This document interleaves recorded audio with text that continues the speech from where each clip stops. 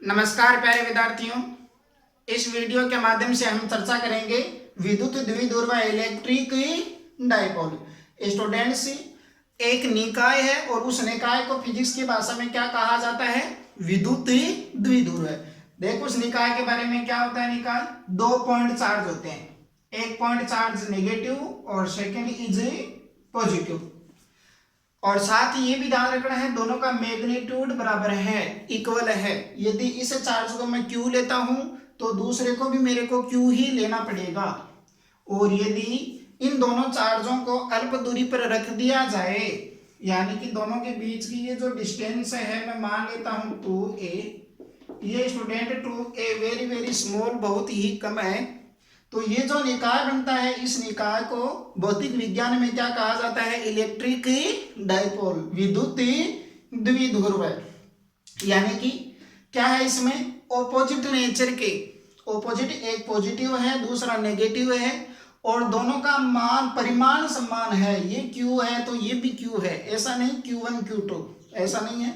और यदि दोनों को अल्प दूरी पर रख दिया जाए तो जो ये निकाय प्राप्त होता है, इस निकाय को कहा जाता है इलेक्ट्रिक डाइपोल, विद्युत द्विध्रुव।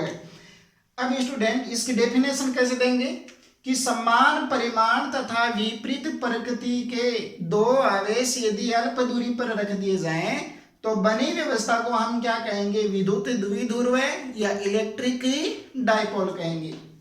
अब इस इलेक्ट्रिक डाइपोल का मापन करने के लिए, मेजर करने के लिए एक राशि और डिफाइन की जाती है, उसको बोला जाता है इलेक्ट्रिक डाइपोल मोमेंट, यानी विद्युत द्विध्रुव आघूर्ण। यानी कि एक राशि नई और है जिसके बारे में हम चर्चा करेंगे, विद्युत द्विध्रुव आघूर्ण। और ये विद्युत द्विध्रुव आघूर्ण इस निकाय का मापन करती है। इसको लिखा जाता है स्टूडेंट P के द्वारा। किसके द्वारा लिखा जाता है? P के द्वारा। और इसकी वैल्यू क्या होती है? यदि निकाय में दोनों आवेशों में से किसी भी एक का परिमाण Q और उसको मल्टीप्लाई करा देते हैं दोनों के बीच की डिस्टेंस, यानी कि Q, और दोनों को मल्टीप्लाई किससे करवा दिया? दोनों के बीच की डिस्टेंस से।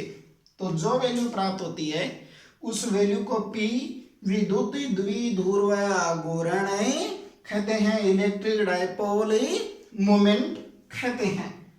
ध्यान रहा, इलेक्ट्रिक डाइपोल मोमेंट। साथ ही स्टूडेंट ये ध्यान रखना है कि ये जो इलेक्ट्रिक डाइपोल मोमेंट है ये एक वेक्टर क्वांटिटी है, यानी कि कैसी राशि है? सदिश राशि है। और ये वेक्टर क्वांटिटी है, इसका मतलब इसकी डायरेक्शन भी होगी।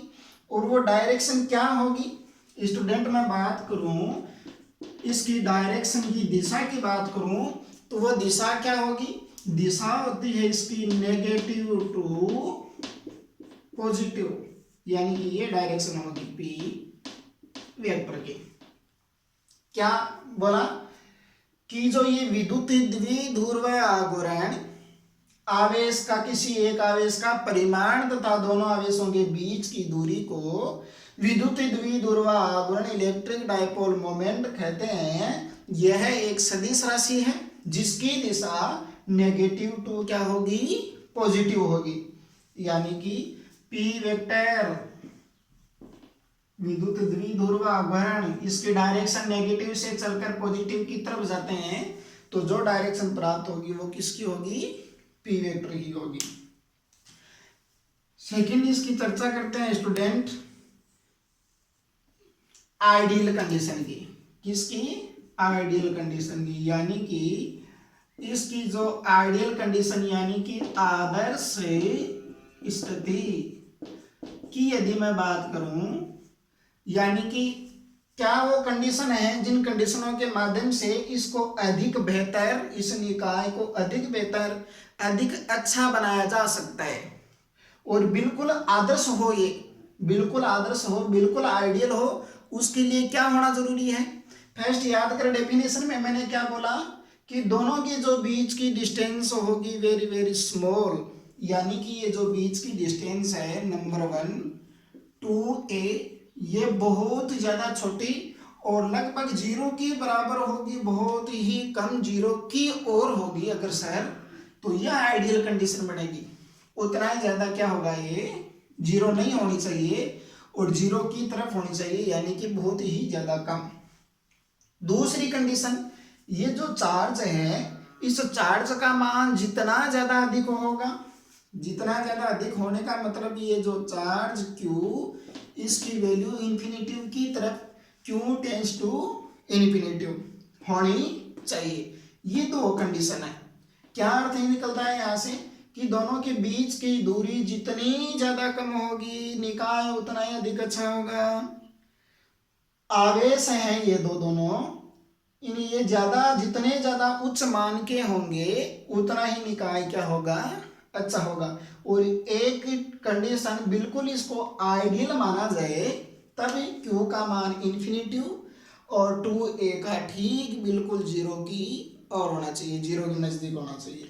तो ये कंडीशन बोर्ड में कई बार बोर्ड की क्लास में डायरेक्ट पूछ ली जाती है, यानी कि इसकी आइडियल कंडीशन क्या है।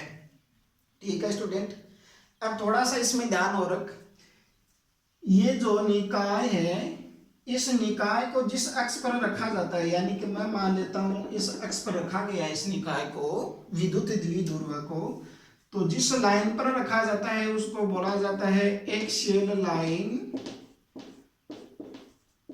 हिंदी मीडियम स्टूडेंट क्या बोलेंगे, अक्ष बोलेंगे।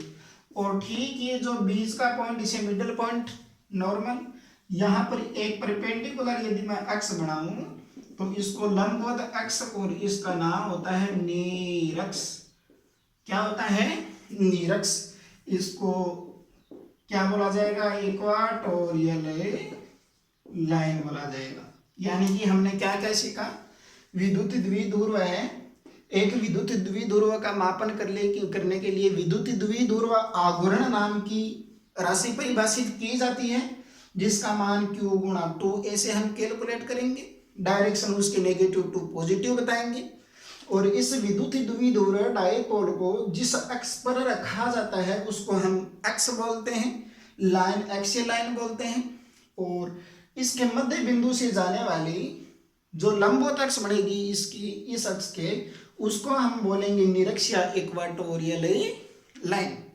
अब नेक्स्ट वीडियो में हम स्टूडेंट चर्चा करेंगे कि देख इस निकाय में आवेश हैं, चार्ज हैं, और चार्ज है तो charge always produce electric field, यानी कि विद्युत क्षेत्र दोनों उत्पन्न करें।